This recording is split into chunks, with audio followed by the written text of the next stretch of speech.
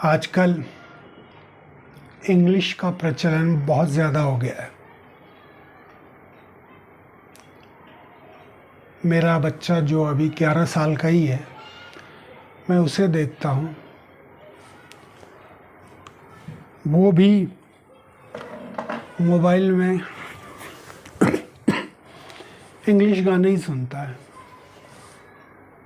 English ही उसे समझ आते हैं, इंग्लिश गाने, हिंदी तो सुनता ही नहीं।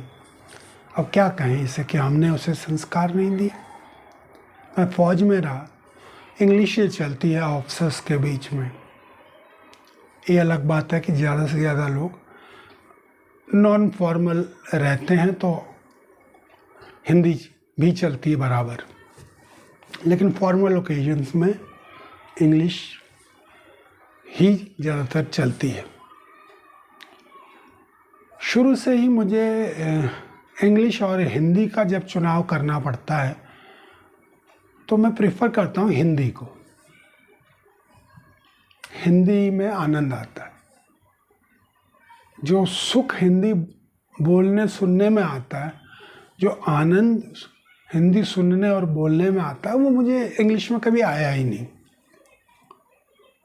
बोल सकता हूँ, कर सकता हूँ, सीख सकता हूँ, सब कुछ हो सकता है, पर वो इच्छा कभी जागृति नहीं हुई कि इंग्लिश की ओर ध्यान दिया जाए।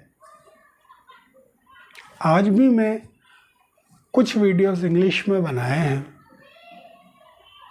थोड़ा और अभ्यास किया जाए तो और अच्छे वीडियोस बन सकते हैं, लेकिन वो मुझे मार्ग, शायद प्रभु की ऐसी इच्छा है कि मैं उस मार्ग पर चलने में हिचकिचाता हूँ, नहीं जाना चाहता हूँ। हिंदी में बोलते समय बड़ा अच्छा लगता है। शब्द स्वतः अंतःकरण से बाहर निकलते हैं।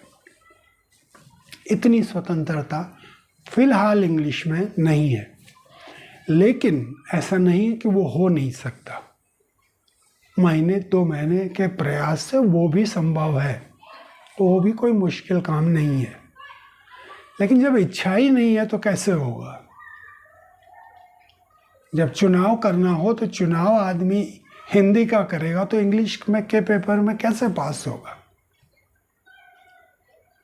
आपको चाहे हिंदी अच्छी लगे, इंग्लिश अच्छी लगे, वो आपका फैसला है। मैं हिंदी इसलिए चूज़ करता हूँ क्योंकि मुझे अच्छी लगती, और जो मुझे सुनना चाहे या ना सुनना चाहे उनकी मर्जी है। ज़्यादातर हिंदुस्तानी मेरे ख्याल से हिंदी ही बोलते हैं और समझते भी हैं। साउथ इंडियंस थोड़ा कम समझते हैं, और जितना मैं समझता हूँ कि साउथ इंडियंस हिंदी समझते हैं, उतना ही इंग्लिश भी समझते होंगे। साउथ में और भी बहुत सारे लोग हैं जिन्हें इंग्लिश नहीं आती होगी और उन्हें हिंदी भी नहीं आती होगी, वो अपनी ही लोकल लैंग्वेज में बात करते हो। तो मेरा ये सोचना है कि ज़्यादातर इंडियंस हिंदी अच्छे तरीके से समझते होंगे। तो मैं वीडियो बना रहा हूँ तो आशा कर रहा हूँ कि अगर ये वीडियो कोई देखे इंडियन, हिंदुस्तानी, तो हिंदी उसको कुछ बहुत समझ में आ जाए, और मैं जो बात कहना चाह रहा हूँ वीडियो में, वो वीडियो उस तक पहुँच जाए। विशेषकर मेडिटेशन टेक्निक्स के बारे में जो मैं बताना चाह रहा हूँ, मेडिटेशन के बारे में जो मैं कहना चाह रहा हूँ, वो उन तक पहुँचे।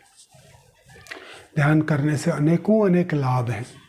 अगर वो इस बात को समझ जाते हैं कि हमें ध्यान करना चाहिए, अगर वो चाहें कि हमें और आगे इसमें बढ़ना है, और वो कांटेक्ट करें और उन्हें सिखाया जाए। अब मैं अपनी तरफ से आगे की टेक्निक्स इसलिए नहीं सिखा सकता क्योंकि मैं नहीं जानता कौन सुपात्र है, कौन कुपात्र है। ध्यान की टेक्निक सुपात्रों को ही दी जाती है। कभी भी आप किसी योगी को ओपन प्लेटफॉर्म पर सीक्रेटिव टेक्निक्स को देते हुए नहीं सुनेंगे। ये बहुत मुश्किल होगा। थोड़ा बहुत अंश कहीं पर कोई देगा ताकि लोगों की जिज्ञासा बनी रहे और वो उस क्षेत्र की ओर अग्रसर हों। लेकिन जो मुख्य टेक्निक्स हैं वो सदियों से रहस्य ही हैं। इसीलिए इस विधा को रहस्यमयी ज्ञान भी कहते हैं। योग विद्या को रहस्य की तरह भी रखा गया है और इसे संभाल करके हमारे ऋषियों ने, पूर्वजों ने गुरु शिष्य परंपरा के तहत आगे बढ़ाया है। इसलिए इस प्रक्रिया को ओपन प्लेटफॉर्म पर नहीं दिया जा सकता। अगर किसी को चाहिए तो वो 1-to-1 कांटेक्ट करके आगे की प्रक्रिया को जान सकता है। तो मेरा कहने का मतलब था कि हिंदी इंग्लिश दोनों में काम चल सकता है, लेकिन मैं हिंदी प्रेफर करता हूँ।